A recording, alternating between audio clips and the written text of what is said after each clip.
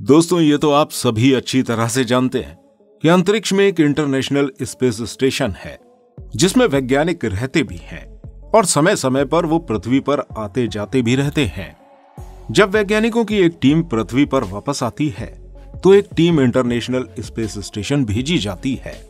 अब बहुत से लोगों के मन में ये सवाल उठता है कि आखिर ये स्पेस स्टेशन अंतरिक्ष में कैसे टिके हुए हैं। जो वैज्ञानिक इस इंटरनेशनल स्पेस स्टेशन में नहीं गए हैं उनके लिए एक उत्सुकता का केंद्र है। उनके मन में यहां जाने की इच्छा हमेशा बनी रहती है। 19 अप्रैल 1971 में सोवियत संघ द्वारा दुनिया का पहला स्पेस स्टेशन अंतरिक्ष में भेजा गया था और 2021 तक अंतरिक्ष में कुल 12 स्पेस स्टेशंस भेजे जा चुके हैं। दोस्तों, ये स्पेस स्टेशन तब से लेकर अब तक स्पेस में ही घूम रहे हैं। तो चलिए आगे बढ़ने से पहले हम ये जान लें कि आखिर स्पेस स्टेशंस होते क्या हैं, इन्हें क्यों बनाया जाता है और अंतरिक्ष में भेजने के बाद ये स्पेस स्टेशंस अपनी ऑर्बिट को किस प्रकार से मेंटेन करते हैं। साथ ही हम ये भी जानेंगे कि इन पर पृथ्वी की गुरुत्वाकर्षण का बल क्यों नहीं पड़ता। तो चलिए बिना देरी किए हुए शुरू करते हैं। दोस्तों, दशकों पहले स्पेस स्टेशन के निर्माण को महज कल्पना भर माना जाता था। साल 1940 तक ये स्पष्ट भी नहीं था कि ऐसे स्पेस स्टेशन का निर्माण किया जा सकता है या नहीं। दरअसल इंटरनेशनल स्पेस स्टेशन, जिसे ऑर्बिटल स्टेशन या ऑर्बिटल स्पेस स्टेशन भी कहा जाता है, वो एक तरह से अंतरिक्ष यान होता है जिसमें लंबे समय तक अंतरिक्ष यात्री ठहर सकते हैं। सीधे शब्दों में ये अंतरिक्ष यात्रियों के लिए एक अस्थायी घर होता है जहां रहकर वैज्ञानिक अंतरिक्ष से जुड़ी नई नई चीजों पर रिसर्च करते रहते हैं। अब कुछ लोगों के मन में ये सवाल है कि आखिर ऐसे स्टेशंस को बनाने की जरूरत क्या थी, इसके निर्माण के पीछे का उद्देश्य क्या है। तो दोस्तों, वैज्ञानिकों के अकॉर्डिंग इस स्पेस स्टेशन के जरिए बाकी ग्रहों की खोज और उनसे जुड़ी रिसर्च के साथ ही स्पेस ट्रैवलिंग को मुमकिन बनाने के लिए लगातार प्रयास किया जाता है। दूसरी ओर हम सभी अच्छी तरह से जानते हैं कि ब्रह्मांड के स्तर पर हम मनुष्य चींटी से भी कम आकार के हैं। तो ऐसे में ब्रह्मांड के ढेरों रहस्यों को जानने के लिए स्पेस स्टेशन का निर्माण एक बेहद जरूरी और अहम फैसला है। दोस्तों, स्पेस स्टेशन को अक्सर वैज्ञानिकों के उद्देश्यों के लिए लॉन्च किया गया है, लेकिन बीते कुछ सालों में इससे मिलिट्री लॉन्चेस भी हुए हैं। 1950 के दशक से इंटरनेशनल स्पेस स्टेशन के युग की शुरुआत हुई और तब से लेकर आज तक ये मीडिया के बीच लगातार पॉपुलर है। 1984 में बनी एक इंटरनेशनल स्पेस स्टेशन पृथ्वी की निचली ऑर्बिट में है। ये नासा द्वारा बनाई गई एक ऑपरेशनल और खास स्पेस स्टेशन है। इसका इस्तेमाल मानव शरीर पर अंतरिक्ष यान के प्रभाव को जानने के लिए और उस पर अध्ययन करने के लिए किया गया है। दोस्तों, इस स्पेस स्टेशन को 15 देशों ने एक साथ मिलकर बनाया है और इतने बड़े स्पेस स्टेशन को बनाने में लगभग 10 साल से ज्यादा का समय लगा है। ये 15 देशों के एकजुट प्रयास से बनाया गया स्पेस स्टेशन है जिसका आकार लगभग एक फुटबॉल मैदान के बराबर का है।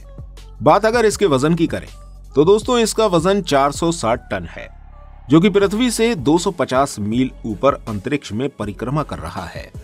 कभी कभी ये पृथ्वी से 450 मील की दूरी पर भी पहुंच जाता है।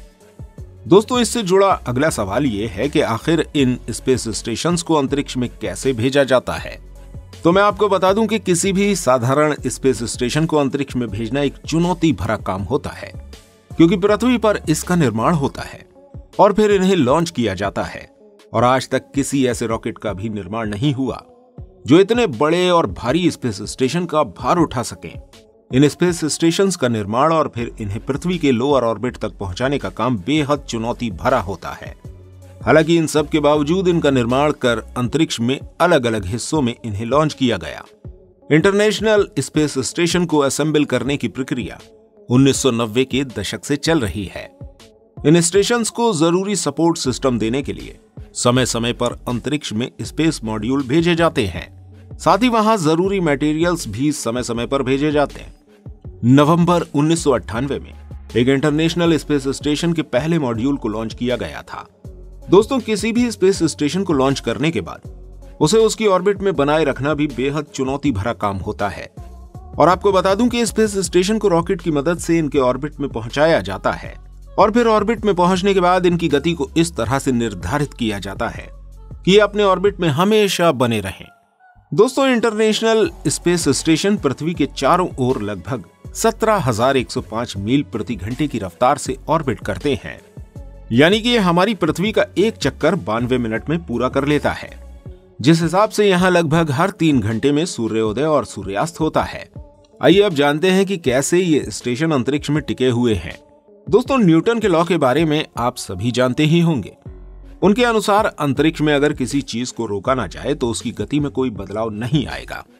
ठीक इसी तरह स्पेस स्टेशन को उनके ऑर्बिट में उनकी गति को निर्धारित करके छोड़ दिया जाता है, जिससे वो एक फोर्स के तहत काम करते हैं। दोस्तों, स्पेस स्टेशन में जिन चीजों पर आकर्षण का बल पड़ता है उनमें वजन होता है, और जो चीज बहुत भारी होती है वो एक फोर्स क्रिएट करते हैं। साथ ही वो अपने से छोटी चीजों को अपनी ओर आकर्षित करते हैं। जैसे कि पृथ्वी पर जब हम कूदते हैं तो वापस से नीचे गिरने लगते हैं।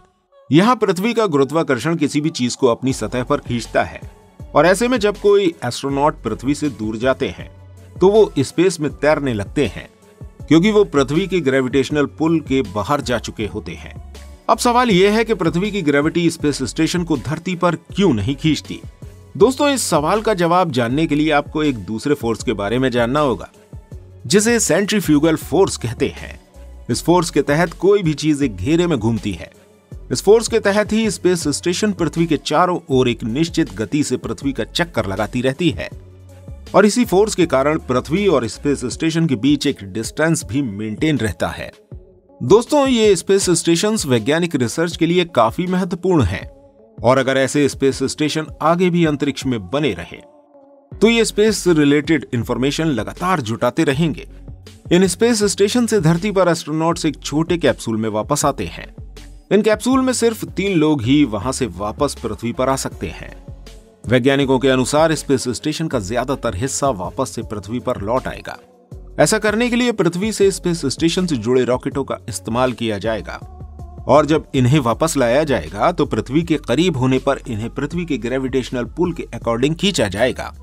लेकिन वैज्ञानिक ये भी कहते हैं कि इस दौरान ये पृथ्वी के वायुमंडल से टकराकर आग की चपेट में भी आ सकते हैं, क्योंकि पृथ्वी के वायुमंडल में आने पर इनमें घर्षण होगा, जिस घर्षण के प्रभाव से इनमें आग लग सकती है। दोस्तों, आप सभी फ्रिक्शन के बारे में तो जानते ही हैं। पृथ्वी के वायुमंडल में आने पर इनमें भी फ्रिक्शन होगा, जिससे इनमें आग लगने का खतरा बढ़ सकता है। वैज्ञानिक इन सब को ध्यान में रखते हुए इस पर काम कर रहे हैं। तो दोस्तों, आज की वीडियो में बस इतना ही। मिलते हैं अगले वीडियो के साथ। तब तक के लिए धन्यवाद।